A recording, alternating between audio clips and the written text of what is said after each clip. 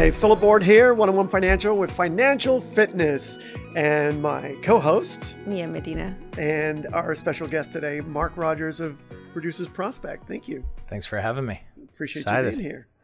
You know, I've known you for quite a while, and I don't think I've ever asked you how you got in the financial services business. You know, it's funny. Everybody's got their story of how they ended up. Like, you don't go to college and say, I want to be an insurance agent or I want to be a financial planner. Most don't. I mean, like go 1%. Yeah, maybe. Exactly.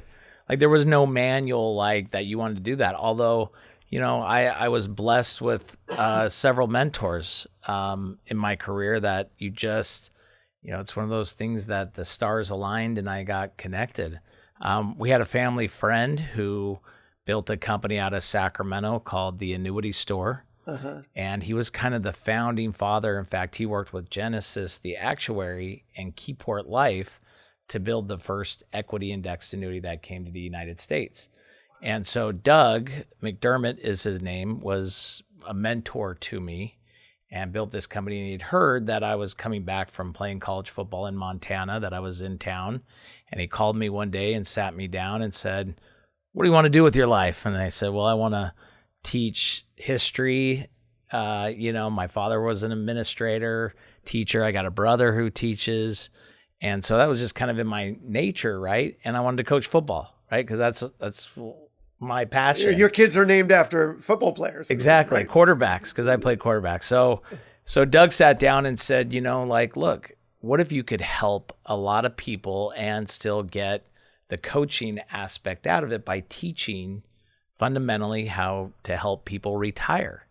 And that's how I got into the business. So he brought me in.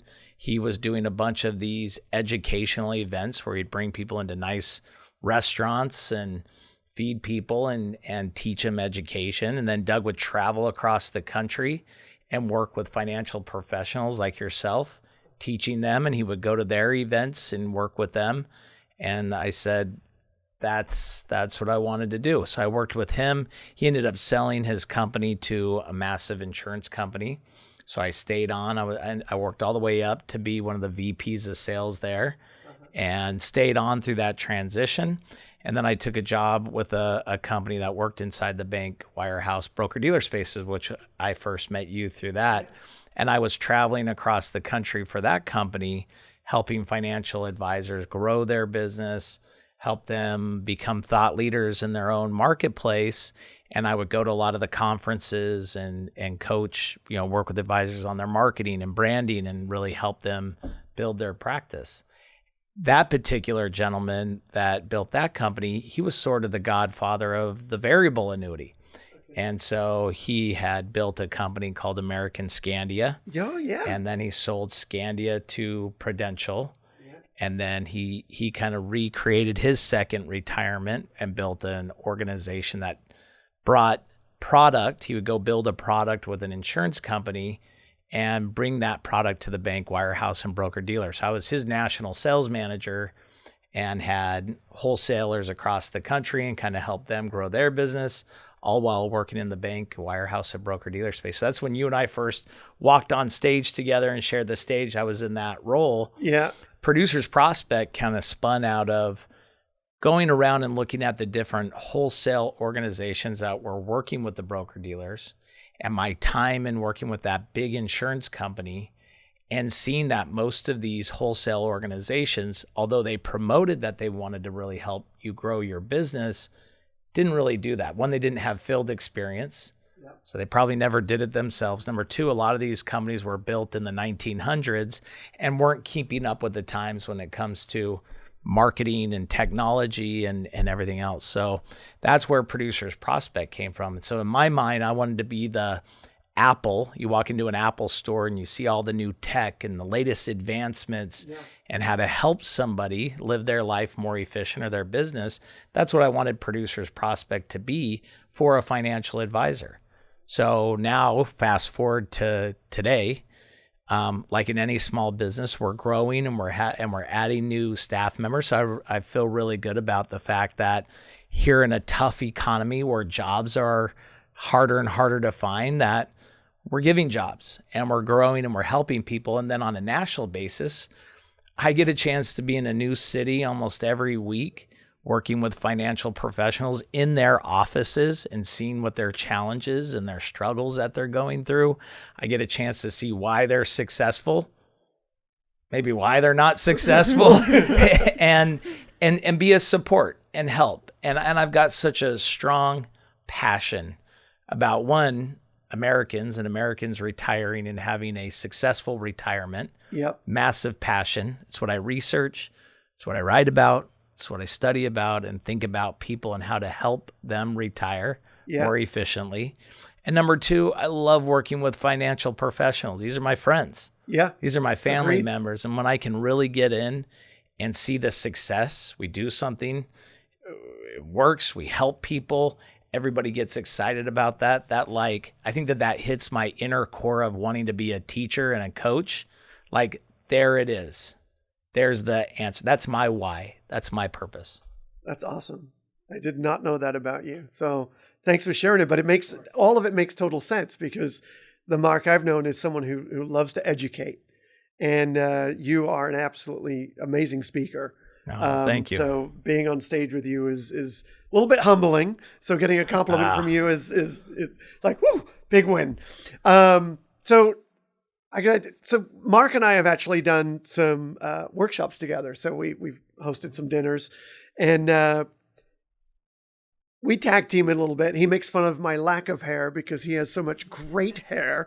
Not that I'm envious at all about that, but nonetheless, Mr. Great Hair starts it out with making fun of, well, this guy, which I'm okay with because I can make fun of me. It's humbling. It is humbling. It's humbling. And then, but what we talk about is, some of the risks associated with retiring today. And it's not just retiring. Everyone retire. It's actually, in my mind, it's your new life, right? It's the thriving in retirement, not just existing. And so we talk about the risks or what have you. And it's not meant to scare people as much as it is to make them think. And that's where we get into, like, well, who are they? Are they a saver? Are they a grower? How do they think about their money, and how do we position their money to get them to where they ultimately go? Which, as me and I have talked about this in other episodes, is how we feel about our long-term planning, right? It's not just like, oh, put it there and call me in 10 years if you need anything. This is the step-by-step over the next 10 years. And that's something that we talk about during those workshops. Yeah, and I think no better time. I mean, you think about all the stuff that's going on, and if you look at we're at the peak 65 is what they're calling it. We're at the peak of the baby boomers. 11,200 a day are retiring.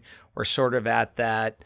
We've made the top of Mount Everest now with the boomers, and we're going to see this massive wealth transfer take place. So if you think about that particular person, and then maybe go back 10 years or so of that person that's maybe just starting to climb up their own mountain and kind of get through and want to start to think about retirement. You think about the challenges that they saw their parents, Great Depression, all those other time frames, right? And things just look different, although maybe some of the same things that we talk about, inflation and taxes and making your money last, things are different now. You think about people, fewer and fewer people have pension plans today. Very rare. People are worried about Social Security. From, am I optimizing? Am I getting the most I can possibly get to? Will it run out? Right. Will that well finally run dry? And will things fundamentally have to change? Because that's just been such a big source of income, right? It is. Now sprinkle in interest rates that have been on the rise since the pandemic. Yep. We went from a 0% interest rate. So unlike Japan and other places that lived in these, Japan's still there, living in these long generations of really, really low interest rates, we saw interest rates rise and climb to 4 or 5% on our 10-year treasury. Yep. Now they're starting to talk about cuts the second half of the year, so we'll see what that takes a look at. Yep. But you throw that in, and that comes with inflation. You look at our national debt. Go look at the national debt clock. You want to get something I can't. It freaks that me makes out. you sick in the I know, I morning. can't watch Go it. pull that open, right? And then you've got wars and rumors of wars. And so if you think about that person where they watch their parents and their grandparents, now they're facing new challenges, healthcare costs and other things. How am I going to make my money last through retirement? It's a confusing, it's an unnerving time. And I think one of the things that when you and I speak together, what I love is, one, we try to make things simple. Yep. We're not doom and gloom. This isn't try to make everybody freak out, but I think we bring some timely information that makes people, maybe rethink or saying, hey, I need a second opinion, which you do a great job of. And then, lastly, I think we have some fun with it. I think we want to make people feel comfortable that there are solutions out there. We want to bring that knowledge is power. I'm a big believer in you just educate, because if people understand their plan better than they did maybe before, then that really helps them not be nervous. It really helps them not be frozen and can't make decisions, because you got that knowledge now. Now you can make informative decisions in a non-threatening way. I tell people all the time at your events, hey, everybody, what I can assure you is Philip's not going to show up late at night on your driveway, stomping his feet and getting mad that you didn't do what he said you'd do. Come in, get a free second opinion. Yes. You can't get an opinion from the person you're working with, and do it in an environment that somebody has to work in your best interests. Right. And that's what you do for somebody. So Agreed. Have a good time. Yeah, we do. We really enjoy. So a lot of the things that we talk about, thank you for all of that. That was fantastic. A lot of the things that we talk about, there's all different ways to manage money. But one of the things that are, it's getting expensive from a tax perspective. So I see this all the time. Required minimum distributions. It's something that happens now when you're 73 years old. It used to be 70 and a half. Now it's 73. The government makes you take a percentage. It's currently, you take your portfolio and you divide it by 26.5, and that gives you a percentage that you have to withdraw from your retirement account when you turn 73. And you pay taxes on it, whether you need it or not, which you're like, oh, so what? I've got to pay some tax. But what they don't consider is that here you are, you've been balancing, you've been saving, you've got this huge IRA, 401k IRA, and now you've got to take money out of it, and you're not realizing the negative impact that's going to have on every dollar you earn.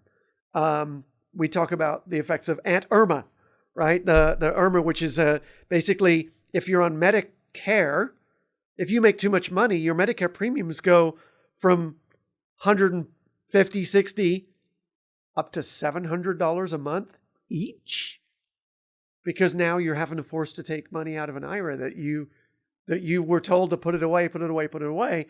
So if we can get to people before they're 73 and we can start moving money from inside the IRA to outside the IRA, and ultimately the best place would be to get it in a Roth, right? And by putting it there, it becomes tax-free money. So there are ways to get this done, and it's something we talk about when we do our workshops that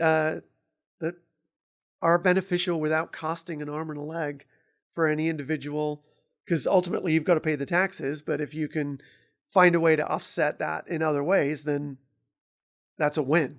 So we like to start working with people on that. Yeah, I mean, Ed Slott, a lot of people recognize Ed Slott for his work on PBS and others. He's kind of known as the IRA expert, right? And he puts on a boot camp for advisors, but he's got a book out that he talks about the ticking tax time bomb for investors today. And he's talking about the exact same thing you're talking about, which is at some point you've done a great job saving.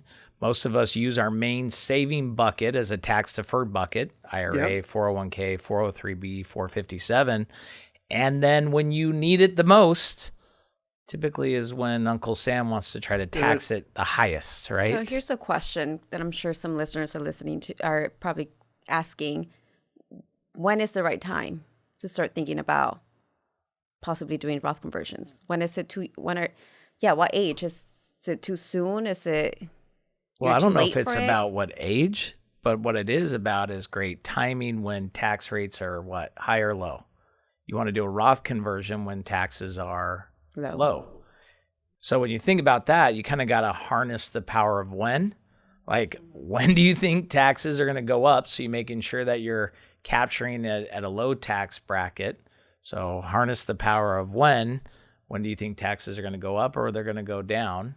Taking advantage of that. And then also putting into that plan to make sure that you understand all the rest of your tax implication, right? Because there's a lot of things that go along with when you do a Roth, there's some restrictions that you got to understand. You do. So making sure that you have a planner to really help you transition that. And I like the way he answered a question with a question. Right? So when I'm doing planning for clients, if I can get to them before they retire, preferably a few years before, so we can start working with them, what we like to look at is like, okay, you're earning this much money now. When are you planning on retiring? What other resources do you have available? If it's all in the IRA and now we're trying to convert it, that becomes a little problematic for an income stream. So if we can start doing things like, if you're working, take part of that contribution each year from your 401k and put it in the Roth bucket. Because now we've got some money that's already available when you retire to provide income, so we can convert the Roth, the other IRA, to Roth, and what do we look at? What's the word for? We're making your tax efficiency. We're taking that into consideration. We're making sure that we're not bumping you into excessively higher tax brackets just because we're doing a conversion. So when Mia talks about, oh yeah, it's a 10-year plan with us, yeah, it's a 10-year plan. Because you don't want to say, oh, I've got $1 million, I'm going to convert it all this year. You don't want that tax bill. You do not. No. So we've really got to do it over time, methodically, and taking into account all of these other income sources and how do we create other income sources for you before you retire. So when you do retire, we've got a great plan put together. So if somebody's thinking about doing a Roth, and this is just for I don't know. So here it is. This one's not written down. This is off the cuff question. But when working with your firm, and they already have their own tax professional that they work with, are they going to their tax professional? Or are they working with you? Like how would one do either a partial Roth or a Roth conversion, in working with you?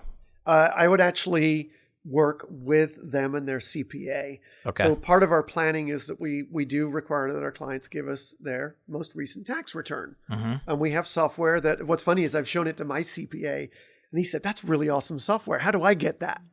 And the reason CPAs don't like to give a sample tax return if you want to make some changes is that most of their software is billed per return.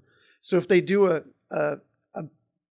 a return in November, they're going to have to pay somebody for that software. Whereas my software, we just pay for it and I can put 100 people on there, I can put 2 people on there, it doesn't really matter. So I can get to play the what if scenario. So it's like, well, what if we convert 100,000 this year? What if we convert 50? What's that going to do to your taxes? And once we see the numbers, then we go back and we work with the CPA and say, this is the plan we're working for toward. What do you see that works with it? What do you see that doesn't? Because that way I want the CPA to sign off on it. And by the way, if you don't trust your CPA, which I hear quite a bit, we've got plenty of great CPAs that we work with that do understand this. So if you've got one you love, we'll work with them. If you're questioning their ability to help you out, we've also got somebody that we can get with you. But yeah, we make sure that it's a team approach. This is not a one and done. There's a reason I work with you. You're part of the team. Mia's part of the team. CPA's a part of the team. I bring in other people where if I don't have all the knowledge I need for something, I am perfectly happy to bring in a professional in that field to make sure that you get taken care of. So that's how we work. I like that. I mean, there's a bunch of nuggets and takeaways in there in that, one, you would never work, in a silo, that you'd rather have that part of the team, because I think most investors, they kind of work all in silos of their professionals. They do. Their insurance person's over here, their attorneys over there, their CPAs here, their wealth management person's over here. What you're talking about is coming all together and making sure that you're all on the same page and working together. We do. And that's a pretty good value add to somebody that, hey, let's connect this. Let's all use our different skill sets. The other nugget that I heard there, which is interesting, is I think you're absolutely right. There's a lot of CPAs or tax professionals that are really tax preparers. Correct. Which is a difference than a tax planner. Correct. And so what you're kind of bringing that aspect into is saying, hey, let's start to really plan and lay out that plan for somebody, and then bring with that tax side of things. Now that makes it real, right? It's not in a siloed process. It's all together, collectively working together, which I think is the way that you should be doing it. And thank you. And we do it with estate planning attorneys as well. So funny, you show up every day and you just do, right? You don't realize, that we're different. Yeah. Yeah. I mean, me and I, we've been working together 20 years now. So our perspective is, it's just ours. So to hear your perspective on that is actually really, really great to hear. So thank you very much. Well, I think it's, my bill will be in the mail, by the way. I can see that there's a big one coming. So. But I think it's difficult, right? Because the way that the influencer world has changed from social media to he who spends the most, and you think about people just getting flooded with emails and commercials and showing up on your social every which way. This is why Walmart and other companies are so successful, because they just will have a budget to outspend. Where what I like about your particular practice is that you don't have to have that approach. It's not, you're not a fit for everybody. Nope. But you're a fit for the people that you're looking for and that you can really get your hands on them. Bigger is not always better. As a firm. Yeah. Bigger is not always better. I mean, big clients are good. I like them. Yeah. But having the right ones, right? Yeah, agreed. That would be the perfect candidates that you want to work with. And I think that's also a difference maker, because you can help those people. You can be more passionate about helping them, and it creates an experience or culture like we talked about on our last podcast. Agreed. Well, thank you so much. I know you've got a plane that's waiting for you. Story of my life. Actually, the plane will not wait for you. Yeah, they don't care. They don't care who I am. No. So we're going to have to end it here. But Mark, thank you so much for making the trip out. Me, it's always good to see you. Thank you. Nice seeing you. Until next time. Yeah. Of course. Agreed. Thank you.